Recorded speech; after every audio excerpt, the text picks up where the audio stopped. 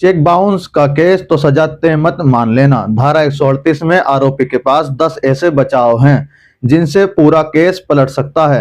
Video को अंत तक देखना, एक भी पॉइंट मिस हुआ तो केस भारी पड़ सकता है। हेलो दोस्तों, एक बार फिर स्वागत है आपकी न्याय सेवा में। मैं हूं एडवोकेट फैसल और अब बात करते हैं चेक बाउंस के केस में आरोपी क्या क्या बचाव ले सकता है। बचाव नंबर 1, कानूनी देनदारी नहीं थी। अगर चेक किसी कर्ज या देय राशि के बदले नहीं दिया गया था तो धारा 138 नहीं बनता।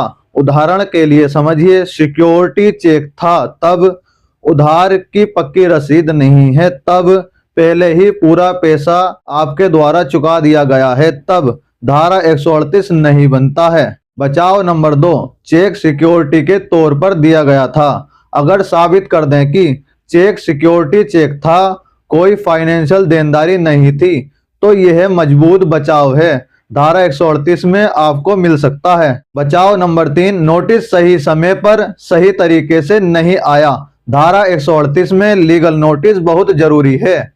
चेक बाउंस के 30 दिनों में लीगल नोटिस जाना चाहिए। नोटिस आरोपी को मिला होना चाहिए। अगर नोटिस नहीं मिला या गलत पते पर गया तब केस कमजोर हो जाता है और यह इतना बड़ा बचाव है कि पूरा केस खारिज हो सकता है। बचाव नंबर 4, 15 दिन का मौका नहीं दिया गया है, यानी नोटिस मिलने के बाद आरोपी को 15 दिन का समय मिलना चाहिए। अगर इस समय से पहले कोर्ट केस कर दिया गया है तो धारा 138 का केस नहीं बनता है। बचाव नंबर 5, केस समय पर फाइल नहीं हुआ है, लिमिटेशन के बाहर है। अच्छे से समझिए, लीगल नोटिस में दिए गए 15 दिन खत्म होने के बाद अगले 30 दिन में कोर्ट में शिकायत करना जरूरी है। अगर शिकायतकर्ता की ओर से देरी हुई तब केस खारिज हो सकता है। बचाव नंबर 6, हस्ताक्षर सिग्नेचर आरोपी के नहीं हैं। अगर चेक पर साइन आपके नहीं हैं या जबरदस्ती या फर्जी साइन है तो यह बड़ा बचाव है। हैंडराइटिंग एक्सपर्ट बुलाया जा सकता है। हैंडराइटिंग एक्सपर्ट की रिपोर्ट के अनुसार सिग्नेचर आपके नहीं हैं, तब केस कमजोर या खारिज भी हो सकता है। बचाव नंबर 7, रकम गलत या बढ़ा चढ़ाकर बताई गई है।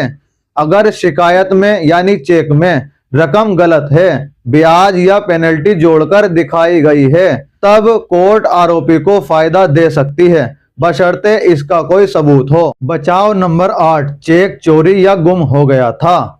अगर आपने चेक जारी करने की तारीख से पहले या शिकायतकर्ता की शिकायत करने से पहले यानी कोर्ट में केस फाइल होने से पहले ही बैंक स्टॉप पेमेंट या चेक गुम होने की शिकायत की हुई है तो धारा 138 का केस कमजोर पड़ सकता है। बचाव नंबर 9, शिकायतकर्ता परिवादी के पास पैसा देने की क्षमता नहीं थी। अगर शिकायतकर्ता यानी परिवादी इतनी बड़ी रकम देने की फाइनेंशियल कैपेबिलिटी नहीं दिखा पाया तो कोर्ट संदेह करती है, जो आपके लिए एक अच्छा बचाव हो सकता है। बचाव नंबर 10, गवाह और दस्तावेज कमजोर हैं, यानी उधार का कोई लिखित सबूत नहीं है या गवाह भरोसेमंद नहीं है। यह आरोपी के लिए फायदे या बचाव के आधार बन सकते हैं। तो दोस्तों, आपने देखा धारा 138 चेक बाउंस के केस में आरोपी पूरी तरह बेबस नहीं होता है। कानून आरोपी को भी पूरे अधिकार और मजबूत बचाव देता है। लेकिन याद रखिए, हर केस के फैक्ट अलग होते हैं, इसलिए एक ही बचाव हर केस में लागू हो ऐसा जरूरी नहीं है। अगर आप पर भी चेक बाउंस का नोटिस आया है या कोर्ट से समन मिल चुका है या आप किसी केस में आरोपी हैं तो घबराइए मत। पहले पूरे केस को समझिए, फिर सही कानूनी रणनीति बनाइए।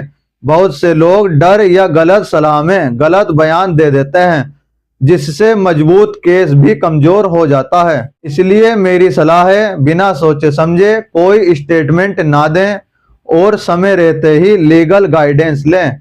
अगर आपको यह वीडियो उपयोगी लगा हो, आपकी जानकारी बढ़ी हो, तो वीडियो को लाइक जरूर करें, अपने दोस्तों और परिवार के साथ शेयर करें ताकि कोई भी व्यक्ति गलत जानकारी की वजह से परेशान ना हो। ऐसी ही कानूनी जानकारी के लिए हमारे चैनल को सब्सक्राइब करें और बेल आइकन दबाना ना भूलें ताकि हर नया वीडियो आप तक सबसे पहले पहुंचे।